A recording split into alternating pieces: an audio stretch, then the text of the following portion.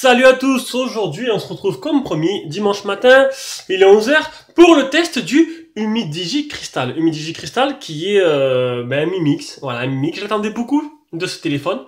C'est le modèle 2 Go, donc vous avez pu voir le déballage. Bon, il n'est pas à vendre, on m'a demandé pourquoi, tout simplement parce que c'est un abonné qui me l'a prêté et que je dois lui rendre derrière. Bon, avant de lui rendre, j'aurais quand même eu le temps de faire la comparaison avec le VK40 Mix. Humidigi Crystal, VK40 Mix. J'aurais bien aimé avoir le Kika Mix dans les temps, mais voilà, Gearbest. Des fois, font des petites erreurs, et donc du VK40, il vient à peine de partir. Donc du coup, j'aurais pu d'ici là le Ligou vient à peine de partir, donc d'ici là, j'aurais ni le Humidigi, ni le Kika. Donc vous aurez le Ligou plus tard. Par contre, demain, je ferai une petite vidéo des deux. Là, j'ai fini les tests sur presque tous les tests sur le VK40. J'ai fait tout ça ce matin. Là, je pense que je fais la vidéo du VK mercredi, le temps d'utiliser encore lundi, mardi entièrement. Donc du coup, demain matin, vous aurez une vidéo de comparaison. Voilà. En espérant que si je tiens mes promesses, on verra si j'arrive à la faire. Donc, le Humidigi Crystal. Donc c'est le modèle 2 Go de RAM, je l'ai dit. Il a déjà été testé par un YouTuber, un gros. Donc pour l'instant...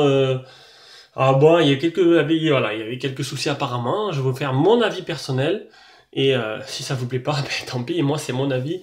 Après quelques jours d'utilisation. Allez, on passe directement aux caractéristiques. Donc, comme vous le savez, ou sur la clé sauve pas, je suis partenaire essentiel de Gearbest, donc tous les smartphones viennent de chez eux. Donc on a le modèle 2 Go qui est actuellement à 88 € et le modèle 4 Go qui est à 116. Voilà. Je vous mets un lien dans cette vidéo du modèle 2 et du modèle 4.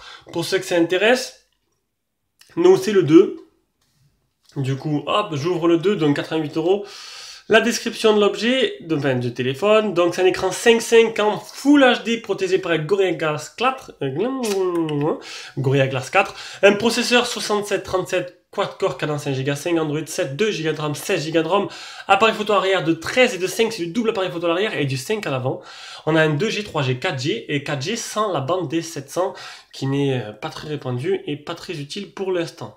Et que Free qui a réussi à choper cette bande là et Bouygues qui a quelques antennes. Micro SD jusqu'à 256 Go et une batterie de 3000, on verra tout à l'heure combien je l'ai mesuré. Les dimensions, c'est du 14,13 sur du 7,48 sur du 8,1 mm d'épaisseur. Les photos promotionnelles, hop, on va zoomer un petit peu. Je suis pas dans la... Voilà. Donc le Humidigi Crystal. Putain, c'est écrit tout petit. Donc ils en font des tonnes à chaque fois. Et bon, c'est vrai que le téléphone, il est très beau quand même. Le capteur d'empreinte se trouve à l'arrière. Donc je pense que j'ai tout dit. On va passer directement au design. Le design de l'appareil. Donc déjà, ces modèles mix sont vraiment bluffants. C'est bizarre, ça me fait rire moi. Parce que Xiaomi le sort, l'invente presque. Enfin l'invente même, on va dire. Non, pas l'inventer parce qu'il y a Sharp qui en a fait un. Non, c'est Sharp qui a sorti le premier, je crois, bordelaise comme ça. Xiaomi en sort un et derrière tous les copies. Donc bon, c'est un peu la loi du marché chinois. Mais bon, c'est rigolo. Alors, on a un grand écran qui prend toute la face de l'écran, sauf en bas. Donc en haut, il y a de très peu de bordure. En haut, on a quand même le petit haut-parleur de tête qui se trouve juste là, qui est tout petit, ici. En dessous, donc du coup, putain, c'est bizarre, j'ai jamais testé un mix. Donc en dessous, on a l'appareil photo qui est ici. Donc du coup, il faut tourner le téléphone comme ça pour prendre un selfie. C'est une question d'habitude. Les boutons sur l'écran, là il n'y a rien. Là c'est une bande noire qui est perdue. Il n'y a rien du tout, c'est bizarre, ça vibrait. En dessous on a les haut-parleurs, donc ils ressemblent beaucoup aux Zuc Edge que j'ai dit. Ils ressemblent beaucoup, la même forme. C'est ce qui m'a vraiment fait kiffer sur ce téléphone. Donc à l'arrière on a l'appareil photo, double appareil photo qui ressort un peu de l'appareil, le simple flash LED, tout petit, je sais pas ce que ça va donner, on verra tout à l'heure dans les photos, et le capteur proximité. À l'arrière c'est un truc qui prend salement les traces de doigts. Bon, il y a une coque fournie avec, moi je mets la coque, hein. Surtout un écran comme ça, il faut mettre la coque. Au-dessus on a ce qui ressemble à un port IRC. Et c'est vrai que j'ai pas trouvé et j'ai pas pensé en fait, parce que du coup il n'y a pas l'application dedans, il aurait fallu que je prenne une application sur le Play Store, tant pis. Le port jack, les boutons volume plus moins, bouton power qui sont très bons, et le tiroir SIM qu'on va ouvrir de suite. Voilà, le temps que je recherche dans mon bordel le trombone. On va faire un petit zoom là-dessus, tac. Alors, on a on a ma puce. Donc une nano SIM, 2 nano SIM ou une nano SIM, une carte SD. Voilà. Et pour vous montrer, il fonctionnait en 4G avec une puce Soch. Soch qui est le réseau Orange. Donc, la lettre de notification, je vais vous la montrer. Elle se trouve, le temps que je fasse le branchement, tac. Elle se trouve ici. Donc là, il y a une aide de notification qui se trouve juste là. On la voit peut-être pas bien. Je sais pas si vous la voyez bien. Elle est très légère, là, parce que là, c'est juste en branché. Elle éclaire un peu plus quand même quand on reçoit des notifs, tout simplement. Donc, dimension, pouvoir être éclairé, carte, j'ai tout dit. Donc c'est bon, on va passer directement à l'écran. Donc l'écran, donc clone de Mi Mix oblige, on a un écran qui est bord à bord. Donc c'est plutôt joli. Et j'ai comparé tous les Mi Mix qui existent. Donc il y avait le Ligoo, le VK World, le Doogie, le Blue Boo. On les a tous fait de toute façon. Et enfin tous fait, il y a le Ligoo qui n'est pas arrivé encore. Le Humidigi, et j'ai comparé les dimensions de tous. Et le Humidigi, c'était celui-là qui était le plus compact. En général, bon, il y en a un qui est plus compact sur le côté, mais il est plus long. Là, c'est celui-là qui était, on va dire, le plus compact dans tous les sens du terme. Voilà, longueur, largeur. Donc c'est celui-là que je voulais voir le plus en vrai, parce que du coup, c'est vachement intéressant, parce que vous prenez je ferai une comparaison demain, mais regardez, vous prenez le VK World, il est quand même une taille en dessus. Au-dessus, on va dire. Une taille au-dessus, niveau longueur. Voilà, le plus optimisé, c'était lui. Donc, on a un écran 5.5 en Full HD, si je dis pas, c'est bien Full HD, ouais, Full HD, et avec protégé par un Gorilla Glass 4, donc ça protège des rayures et des chocs et des chutes. Heureusement, parce que bon, vu l'écran comme il est magnifique, ce serait con de le faire tomber, donc pensez bien à mettre une petite protection d'écran qui fournit avec. Donc l'écran est plutôt joli. Franchement, il n'y a rien à dire. Il est plutôt joli. Et niveau activité de la dalle, je suis un peu sceptique. Je crois que le modèle 2 Go, il souffre un peu par moment. Voilà. Il est bien. Et franchement, il est agréable à l'utiliser. Mais c'est vrai que le modèle 2 Go, peut-être prenez peut-être le modèle 4. Il est bien le modèle 2, mais par moment, j'ai eu quelques petits soucis de réactivité. Voilà, donc je pense qu'après c'est un ensemble, c'est l'OS et les 2 Go de RAM qui manquent un peu d'optimisation. Alors on va faire les tests de l'écran. Donc déjà le screen touch tester. Ça, il n'y a pas de problème. Le display tester.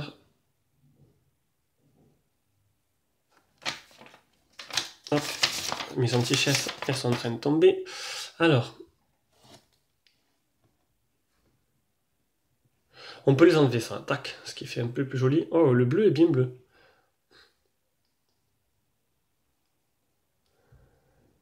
Le jaune, ben, je suis un peu daltonien, mais j'ai l'impression que le jaune il tire un peu vers le vert quand même. Hein.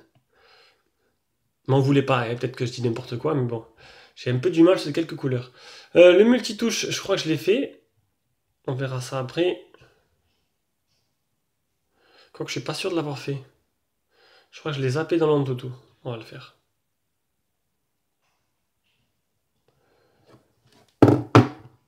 C'est un... ça apparaît pas, ça c'est bête ça. Ça a l'air d'être un... ça apparaît pas.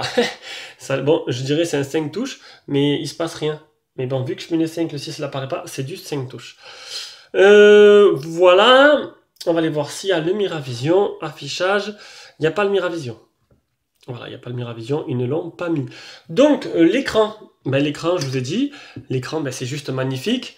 Maintenant, niveau activité, comme je vous l'ai dit, à mon avis, c'est plus l'OS et qu'il manque d'optimisation plutôt que l'écran qui n'est pas assez réactif.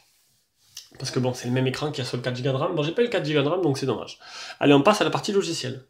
Partie logicielle, déjà, l'OS, c'est Google No, tout simplement. Enfin, Google No, voilà, c'est, ils ont pris, il n'y a rien, c'est Google tout simple, c'est stock.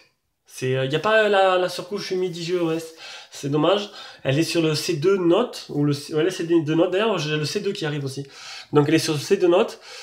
Là, c'est simple, c'est vraiment simple, il n'y a vraiment pas de fioritures.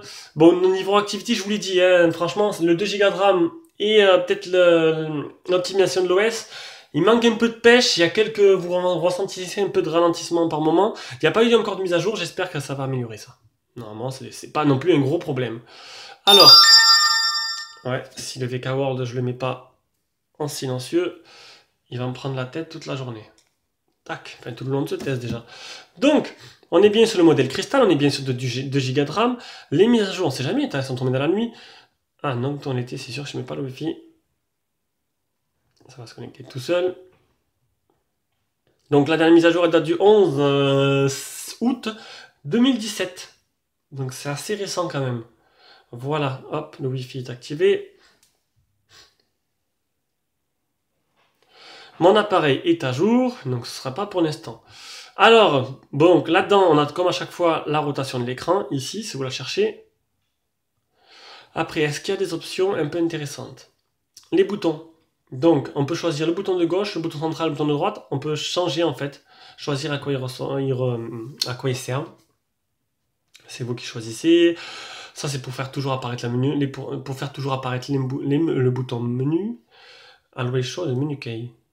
Ah, ça, c'est le menu option. Ok, d'accord. Et ça, c'est pour pouvoir cacher ou pas la barre de navigation. C'est pratique quand on regarde des films, des photos ou quoi. Si vous laissez appuyer sur, je l'ai mis en entrée, si vous laissez appuyer longtemps dessus, ça allume le flash. Clac. C'est moi qui l'ai fait ça. Hein. On peut choisir entre le flash, mais éteindre l'écran et tout.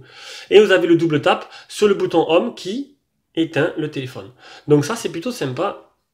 Et ça m'a beaucoup plu en fait. Franchement, ça m'a beaucoup plu. Ça m'a permis d'éviter d'utiliser complètement les boutons physiques du téléphone. Et voilà, il faut éviter. Enfin, vous pouvez le faire, mais il faut éviter pour qu'il dure longtemps si vous comptez le revendre. Si vous l'avez, voilà. Ça, c'est... Ah, c'est pas mal ça aussi. Long press, power. Alors ça, c'est bien. C'est comme sur mon... L'écran est éteint comme sur mon Zuc Edge. Vous laissez appuyer sur power et vous avez le flash qui s'allume. Très pratique quand il faut aller se coucher le soir. Hop, vous faites pareil quand vous allez vous coucher le soir et que vous voulez pas allumer la lumière pour réveiller madame. Ou mademoiselle. Allez. Donc, ça, c'est bon. Et puis on a que ça. On a que ça. Si, on a le Live Display. Le Live Display, c'est en fait c'est le mode nuit en fait, qui vous permet de reposer vos yeux. Ça vous teinte l'image d'un côté un peu rougeâtre qui fait que vous n'avez pas les lumières bleues qui vous empêchent de dormir. Voilà, je l'ai bien dit. Voilà, après. Ah, si, j'ai un reproche à faire dans le design. Regardez. Les boutons de ce côté sont à droite sur le VK World et ils sont à gauche sur le UMI. Alors bon, moi j'utilise mon téléphone comme ça, comme tout le monde, avec la main droite. Et le Zuc Edge ils sont là, comme tous les téléphones, les boutons sont à droite. Donc j'utilise mon téléphone comme ça. Et voilà. Et là, franchement, c'est pas du tout ergonomique. Parce qu'en même temps que je veux appuyer sur Power, j'appuie sur le capteur d'empreinte. C'est vraiment pas ergonomique d'appuyer et d'allumer le téléphone comme ça. Franchement, ça me plaît pas du tout. Maintenant, on dirait que c'est un téléphone pour gaucher. Moi, maintenant, vous êtes gaucher, ben, c'est bien pour vous. C'est un téléphone pour gaucher. C'est bizarre. C'est très rare. Hein. Du moment, les boutons, ils sont tous à droite. Là, ils sont à gauche. Bon. C'est pas non plus, gênant. Enfin, moi, si ça me gêne, mais bon, après, ça ne va pas m'empêcher d'acheter un téléphone. Si c'est la question que vous posez. On va tester. Ah, d'ailleurs, voilà, le capteur d'empreinte. Je nettoie mon doigt. Le capteur d'empreinte. Voilà, qui marche, c'est pas le plus rapide, mais il marche très bien. Niveau logiciel, il me manque quoi? Donc l'OTG.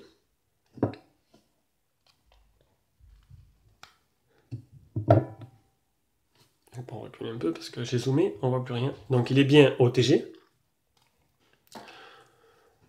On va faire l'anti-malware dans la galerie. On repose ça là. L'anti-malware, voilà, donc la ROM est propre, aucun malware trouvé dedans, et il me manque l'appli PhoneTester.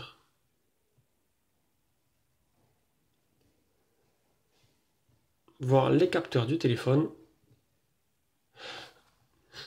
Alors, accéléromètre, gyroscope, champ magnétique, boussole, oh bien, capteur de lumière, capteur de proximité, capteur d'empreinte.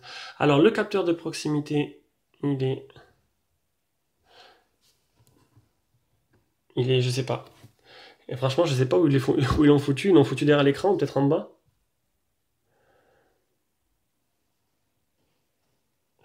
Ah, il est quelque part par là. Ah, il se trouve quelque part par là. Alors le truc, c'est que c'est vrai que quand on appelle, je sais pas où il se trouve. Et c'est vrai que quand on appelle, j'ai eu une petite surprise, c'est qu'en fait, j'appuie sur le bouton quand j'appelais, ben, l'écran, suivant comment tu tiens ton téléphone, il s'éteint pas totalement. Comme il doit le faire avec un téléphone normal. Et du coup, ben, ça appuie sur les touches, quoi. Parce que du coup, je sais pas où il se trouve. Ah, il doit se trouver là. Là, le capteur de lumière réagit. Ouais, capteur de lumière réagit, mais par contre, le capteur de proximité... Ah, il est là. Ici. Alors, je le vois pas du tout. Il est très bien caché. Mais bon, du coup, le capteur de proximité ne réagit pas. Et du coup, ça a posé problème lors de mes appels. Bon, bah, à approfondir, on va dire. Donc, c'est bon. C'est bon pour la partie logicielle. Donc, un petit peu manque d'optimisation. Ça va venir. Ça c'est rien. C'est vraiment un petit détail. Et puis, il a que 2 Go de RAM aussi. Donc, le 4 Go de RAM devrait y faire un peu plus. Partie performance. Alors, le Antutu 39749. C'est pas mal. En comparaison, le VK World, oh, je l'ai fait à 1% de batterie resté. Le VK World, il a que 29 000. Bon, c'est pas le même processeur. 25,9 niveau Epic Citadel. 1233, 680, 1898. Là, si on compare à tous les deux téléphones, demain en vidéo avec le VK World, vous allez voir que chacun a des qualités que d'autres n'ont pas. Faut que je prenne encore un mail VK World. 3045, 5h... Oh là non, ça je triche, c'est pour la suite. Et ça, c'est pour ceux que ça intéresse. La vitesse de copie de la RAM et de la ROM. Je crois que j'ai tout dit. J'ai dit... Ouais, j'ai 25,9 Epic Citadel, je m'arrête dessus. C'est vraiment très faible. On va le voir de suite dans les jeux, si ça passe ou ça casse.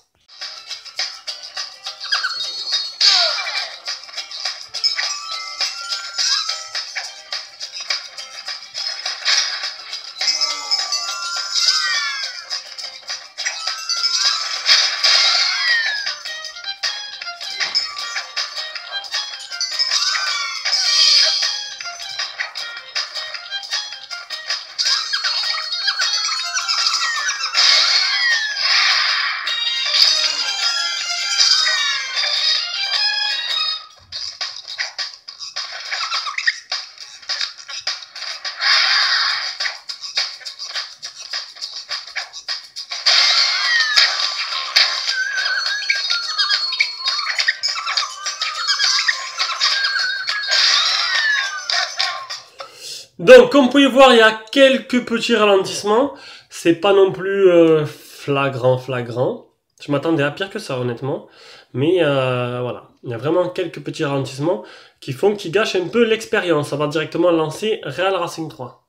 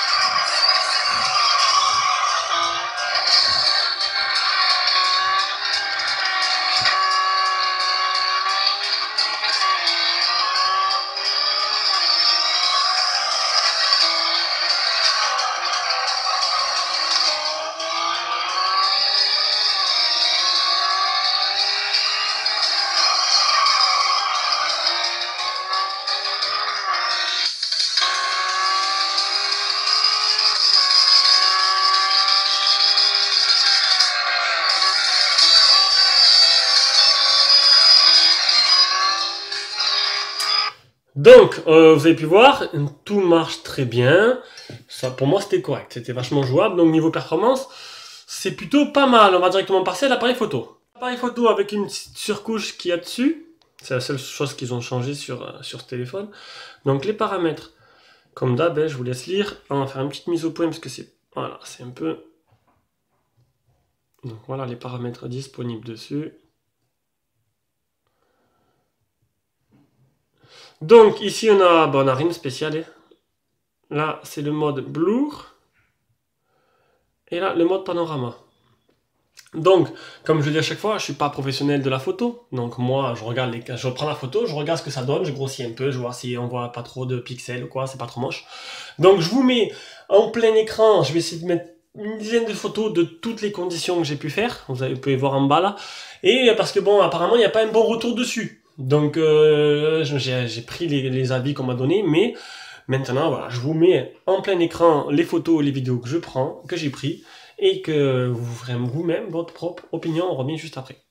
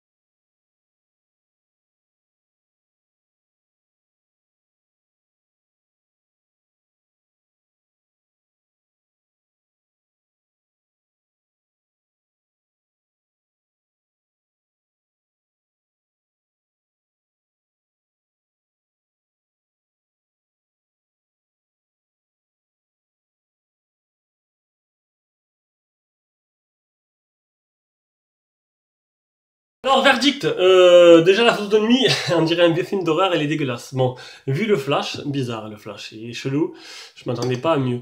Le selfie, ça va, c'est correct.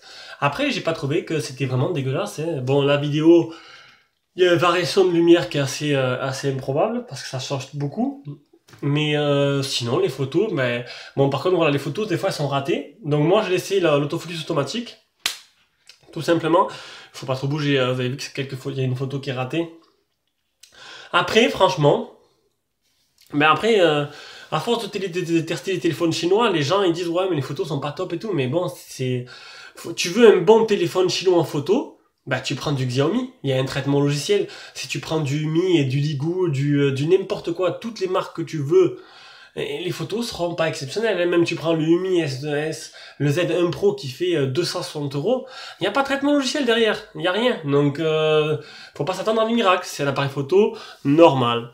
Normal, dans quoi j'ai l'habitude de voir. Donc, on passe directement à la suite. Le GPS, pareil, le GPS, apparemment, il n'y a pas de fixe. Enfin, il y a un fixe. Alors, d'après GLG, il y a un fixe, mais... Ah, GLG, marrant, lui. Ah, il y a un fixe, oui, mais... Ah, c'est déjà bien, il y a déjà un fixe, voilà. Et là, ce qu'il a dit... N'importe quoi. Donc, ah oui, on a un beau fixe même. Regardez. Enfin, pour mon modèle, quoi. J'ai pas eu de problème. 21, peut-être qu'il avait un modèle usine, peut-être. Je sais pas, vu que c'était un modèle envoyé par Umi. 21 trouvé, 11 fixé. C'est très bien. Très bien. 3 mètres de marge. Je l'ai utilisé. Il marche nickel, le GPS. Il n'y a pas de problème là-dessus. Pas de problème de fixe. Du moins, chez moi. Voilà. Allez, on passe à la partie audio-vidéo, la qualité de communication. J'ai rien à dire de plus là-dessus. C'est pas extraordinaire, mais on entend bien. Après, le truc, il est vachement petit, il est tout en haut. Non, c'est Umi nous a fait un beau téléphone. Moi, j'ai rien à dire. On va faire le son et la vidéo. Voilà. Il manque un peu une luminosité, là. Hein. Attendez, parce que là, on voit pas grand-chose. On va monter un peu, espérant que le Zoom Edge va suivre. Voilà.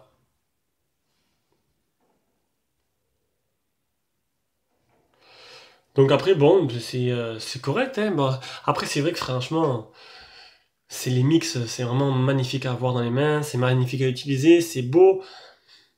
Voilà, moi, je regrette pas du tout. Bon, c'est pas... Ah oui, j'avais dit que j'essaierais de filmer avec. J'essaierai de filmer avec. Ah, je vais vous le montrer d'ailleurs. Je vais vous montrer. Alors, en tant que jeune youtubeur, je suis amené à filmer avec. Je filme avec les smartphones. Donc, le Zoom Edge, au début, je fais des mises au point, il n'y a pas de souci. Dans un téléphone chinois lambda, comme celui-là, j'ai essayé avec le V40, c'est pareil. J'ai un Apollo Light, c'est un Little ou Light, je sais pas comment vous le dire. Light, c'est pareil aussi. Salut à tous.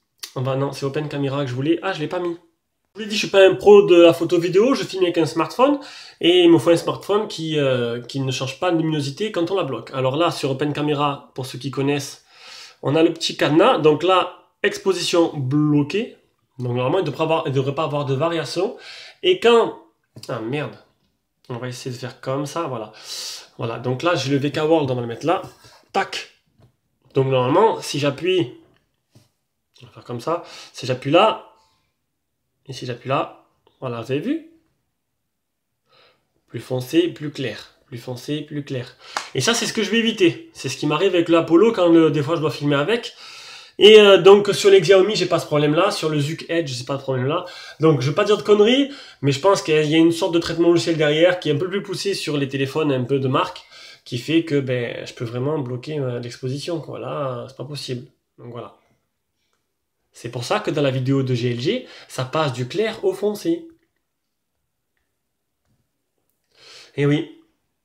Hier, il y a une photo que j'ai prise dans le noir, on voit les loupiottes là en l'air, enfin les lampes, là, les 3 lampes, mais quand j'ai cliqué dessus pour avoir cet effet là, sinon si je clique à côté, je voyais tout clair. Donc c'est dommage. C'est dommage. Allez, on reprend nos moutons. Donc je suis en train de chercher un téléphone de dépannage qui pourrait filmer autant bien qu'un vrai téléphone. Je suis en train de voir pour prendre sur AliExpress un G4 à 80 boules, là, un reconditionné. Parce que bon, je pense que ça devrait faire l'affaire et ça me suffirait largement.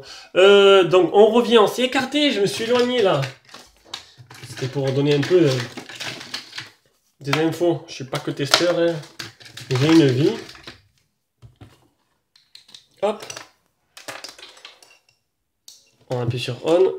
On branche le kikou là-dedans. Tac. J'ai écouté. J'ai coupé, regardez, quand j'ai branché le... Donc, j'avais pas vu, il y avait l'application Audio-FX que je connaissais pas. Donc, ça me permet de mettre... Ben voilà, de mettre un peu un equalizer. C'est plutôt sympa. Ça se branche, ça s'active dès qu'on met, qu'on met le truc dedans. Dès qu'on met musique sans droit d'auteur. On va mettre ça.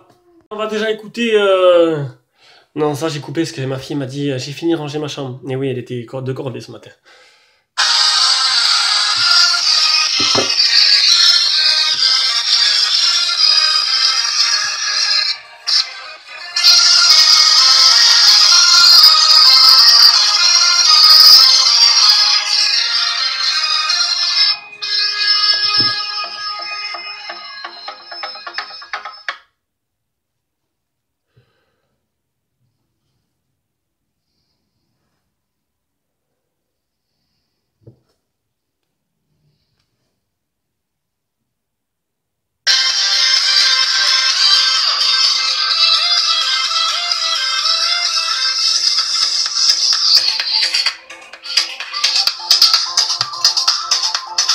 Bon, c'est plutôt correct. J'ai l'impression qu'il est un peu étouffé.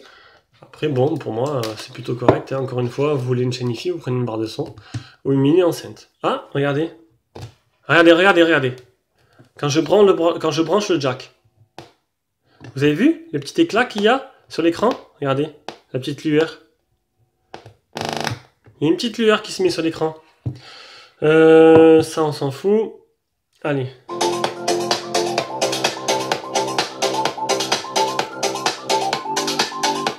Ça c'est bon. Ouais, quand je branche le jack, ça appuie sur l'écran. Donc du coup, ça me fait une petite lueur blanche, comme si vous mettez le doigt, vous appuyez sur l'écran. Bon, après, bon. C'était le signaler, je l'ai découvert en même temps que vous, c'est bien. On était où? Allez, je parle beaucoup aujourd'hui. Qualité du réseau. Donc, le Wi-Fi, j'ai 3 barres sur 4. Donc, c'est plutôt pas mal, hein. Donc, c'est bien. 3G, 4G, toute bonne, sauf la 700. Bon, qui n'est pas très utile pour l'instant. Enfin, l'autonomie, donc, une batterie qui est donnée pour 3000 mAh que j'ai mesuré à...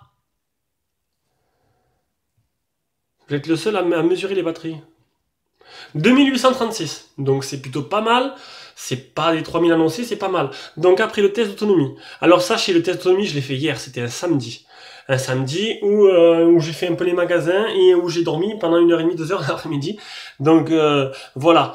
Utiliser 50% en 12h40 avec 2 heures l'écran allumé et seulement une minute d'appel, c'est tout. Non, je pense que j'ai un peu appelé un peu plus, mais je regarde. Normalement, ça se met dans batterie. Non, qu'est-ce que j'ai fait là?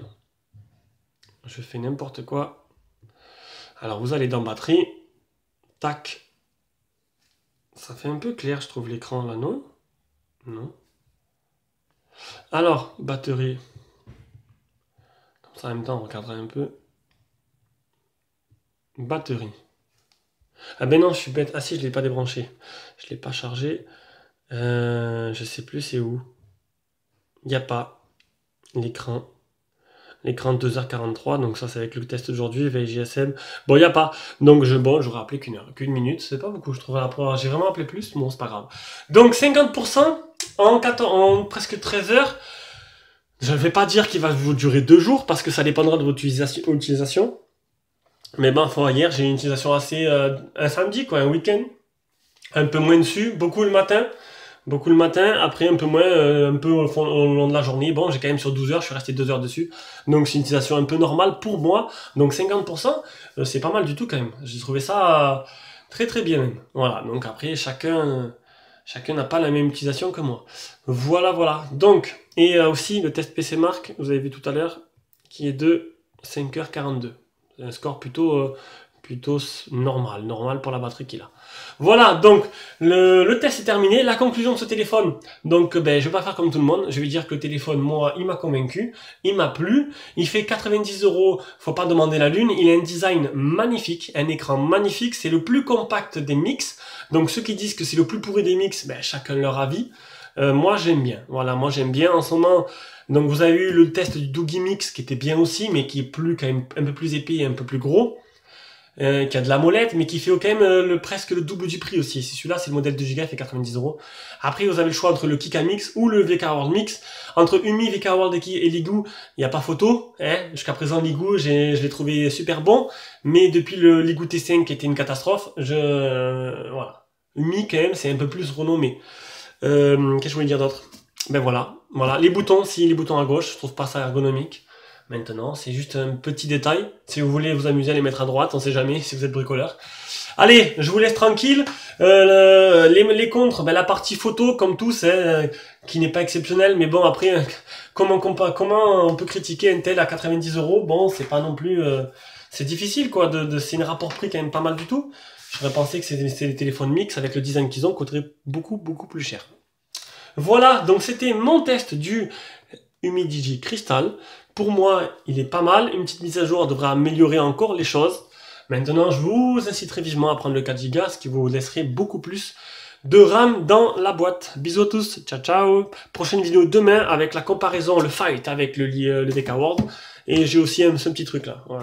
C'est un petit truc là que je vais vous présenter. Ça va durer 3 minutes. Ça peut vous intéresser. Bisous, ciao.